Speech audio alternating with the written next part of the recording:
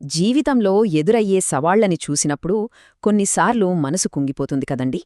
కానీ మనం ఆలోచించే విధానాన్ని పూర్తిగా మార్చేయగల ఒక అద్భుతమైన ఆలోచన ఉంది. దాని గురించే ఈరోజు మనం వివరంగా తెలుసుకోబోతున్నాం. మనలో చాలామందిమి గతం తాలూకు బాధల్తోనో భవిష్యత్తు గురించిన భయాలతోనో సతమతమవుతూ ఉంటాం. అంటే జరిగిపోయిందని తలుచుకుంటూ కుమిలిపోవడం లేదా జరగబోయే దాని గురించి ఆందోళన చెందడం, ఈ రెండింటి మధ్యలో నలిగిపోతూ ఉంటాం. ఈ మానసిక సంఘర్షణని మనం కాలమనే ఉచ్చు అననుకోవచ్చు. అసలీ ఉచ్చు మనల్ని ఎలా బంధిస్తుందో ఇప్పుడొకసారి చూద్దాం. ఒక రకంగా చెప్పాలంటే మనం రెండు వైపులకి లాగబడుతూ ఉంటాం. ఒకవైపు గతం, అయ్యో అలా జరిగిందే అని పశ్చాత్తాపంతో స్వీయ నిందతో మనల్ని వెనక్కి లాగుతూ ఉంటుంది.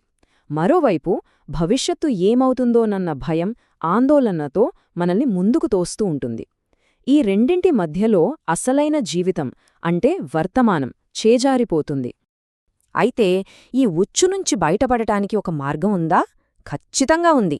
పరిశుద్ధ గ్రంథంలో మనకి పునరుద్ధరణ గురించి, పురోగతి గురించి కొన్ని అద్భుతమైన వాగ్దానాలు కనిపిస్తాయి.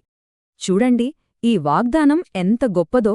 మనం కోల్పోయిన సమయాన్ని, పోగొట్టుకున్న అవకాశాలను, అంటే మిడతలు తినివేసిన సంవత్సరాలను దేవుడు తిరిగి ఇస్తానని చెప్తున్నాడు. దీనర్థం మన గతం మన భవిష్యత్తును శాసించలేదు. ఇక ఈ వాగ్దానమైతే మన జీవిత ప్రయాణం ఎప్పుడూ ముందుకు సాగుతూ ప్రకాశవంతంగా మారుతుందని భరోసా ఇస్తుంది. అంటే ప్రతిరోజూ ఒక కొత్త వెలుగుతో మన మార్గం మరింత తేజరిల్లుతుందని చెబుతోంది. సరే, మరి వాగ్దానాలు మన జీవితంలో నిజమవ్వాలంటే ఏం చేయాలి? అసలైన కీలకమైన విషయం ఇదే. ఆ సమాధానం ఇప్పుడు అనే ఈ క్షణం యొక్క శక్తిని అర్థం చేసుకోవడంలోనే ఉంది. చూడండి, పాత నిబంధనలో యెషయా ప్రవక్త ద్వారా దేవుడు ఈ మాట చెప్పాడు. అప్పటినుంచి ప్రజలు దేవుని సహాయం కోసం, ఆయన ఆదుకునే ఆ రక్షణ దినం కోసం, ఆ అనుకూల సమయం కోసం భవిష్యత్తులో ఎప్పుడో వస్తుందని ఎదురుచూస్తూ ఉన్నారు. కాని ఇక్కడే ఒక అద్భుతం జరిగింది. అపోస్తలుడైన పౌలు ఒక కొత్త ప్రత్యక్షతతో అదే వచనాన్ని ఉటంకిస్తూ ఒక విషయాన్ని స్పష్టం చేశాడు. ఆ ఎదురుచూస్తున్న అనుకూల సమయం, ఆ రక్షణా దినం భవిష్యత్తులో ఎప్పుడో రాబోయేది కాదు, ఇదిగో అది ఇప్పుడే అని తేల్చి చెప్పారు. అంటే మనం ఎప్పటినుంచో ఎదురుచూస్తున్న ఆ దైవిక సహాయం, ఆ అనుగ్రహం పొందడానికి రేపటి వరకో ఎల్లుండి వరకో ఆగాల్సిన పని లేదు. ఆ సమయం ఈ క్షణమే. ఇక్కడ రక్షణ అనే మాటకు అసలైన గ్రీకు పదం సోటేరియా. సోటేరియా అంటే కేవలం ఆత్మరక్షణ మాత్రమే కాదు, ఇది ఒక సంపూర్ణమైన పదం. అంటే శారీరక స్వస్థత, మానసిక శాంతి, ఆర్థిక భద్రత, బంధాలలోని సంపూర్ణత, ఇలా మన జీవితంలోని ప్రతి అంశంలోనూ శ్రేయస్సును ఇది సూచిస్తుంది. అలాగే అనుకూలమైన సమయం అనే మాటను గ్రీకులో కైరోస్ అంటారు. ఇది మనం ఘడియారంలో చూసే సెకండ్లు, నిమిషాలు, గంటలు లాంటి క్రోనోస్ సమయం కాదు. కైరోస్ అంటే దైవిక అనుగ్రహం మన జీవితంలో పనిచేయడానికి నియమించబడిన ఒక ప్రత్యేకమైన, అనువైన సమయం.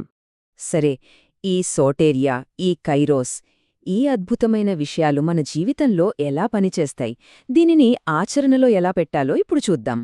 విషయం చాలా సింపుల్. ఇప్పుడు అనే ఈ వర్తమాన క్షణమే దైవిక అనుగ్రహం పనిచేసే ప్రదేశం. మన ప్రార్థనలకు జవాబులు, మనకు కావలసిన సహాయం అన్నీ ఈ క్షణంలోనే అందుబాటులో ఉంటాయి.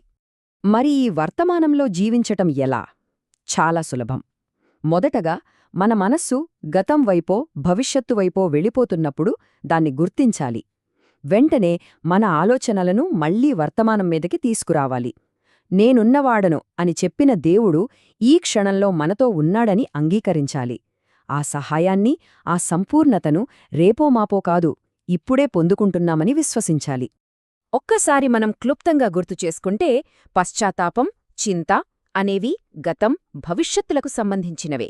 కాని అనుగ్రహం, సహాయమనేవి ఇప్పుడు అనే ఈ క్షణానికి సంబంధించినవే. ఆ సోటేరియా అనే సంపూర్ణ రక్షణ మనందరికోసం ఈరోజే అందుబాటులో ఉంది. దాన్ని పొందుకోవాలంటే మనం వర్తమానంలో జీవించడమే మార్గం. ఈరోజు మనం పంచుకున్న ఈ విషయం ఎవరికైనా ఉపయోగపడుతుందనిపిస్తే దయచేసి ఒక లైక్ చేయండి, ఇతరులతో షేర్ చేయండి, అలాగే మీ అభిప్రాయాన్ని కామెంట్ రూపంలో తెలియచేయండి. ఇలాంటి మరిన్ని విషయాలు తెలుసుకోవాలనుకుంటే తప్పకుండా ఫాలో అవడం మర్చిపోకండి. అప్పుడు కొత్త విశ్లేషణల గురించి వెంటనే తెలుసుకోవచ్చు. చివరగా ఈ పనిని ఇలాగే కొనసాగించడానికి మీ ప్రార్థనలు నాకెంతో బలాన్ని, ప్రోత్సాహాన్ని ఇస్తాయి. మీ అందరి మద్దతుకు నా హృదయపూర్వక ధన్యవాదాలు. ఇప్పుడు ఒక్క క్షణం ఆలోచించండి. ఈ వర్తమాన క్షణంలో మీ జీవితంలో ఆ సంపూర్ణత, ఆ స్వస్థత, ఆ శాంతి ఎలా ఉండానని కోరుకుంటున్నారు? అదే మీ రక్షణా దినం.